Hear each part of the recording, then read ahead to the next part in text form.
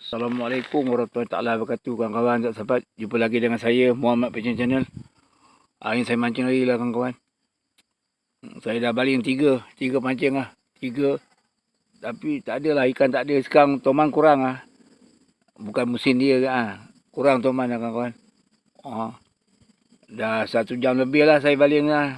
Tak ada usik kawan-kawan lah. Ni apa dia kawan-kawan Kawasan cantik dia kawan, tapi toman tak ada lah. Dulu memang tempat dia ni, tempat toman sini. Sekarang dia berkurangan. Air dah dalam balik dah kawan, air dah naik balik ni. Tapi ikan kurang lah, mungkin ikan tu belum datang lagi ke lah. Ni pot lain kawan, ni pot lain ni. Pot ni pun senyap juga lah. Tak ada nampak dia timbul-timbul lah.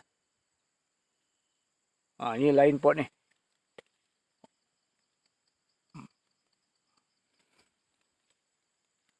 Dia dengan kawan. Senyap saja. Kawan-kawan saya pun lama dah tak mancing lah ni. Dia tengok ikan tak ada, dia pun malas nak mancing lah. Okey, lanjut. Saya pergi kat pot hutan ni kawan-kawan pot dalam hutan ni. Kat dekat tempat saya mancing tu senyap aja. Kawan pot ni. Jalan pun dah sudah. Akau banyak kawan. Tak ada orang mancing ni juga.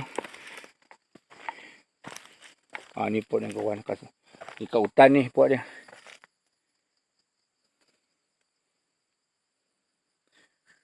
Pot ni pun semak lah. Semak lah kawan. Tak ada orang mancing.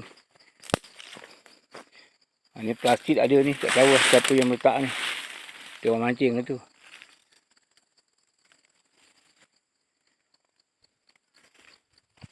Okey lah kawan-kawan. Kalau saya hari ni tak ada lah. Lepas dah petang lah ni. Saya seorang je. Okey kawan-kawan. Sekian saja konten saya. Assalamualaikum warahmatullahi wabarakatuh.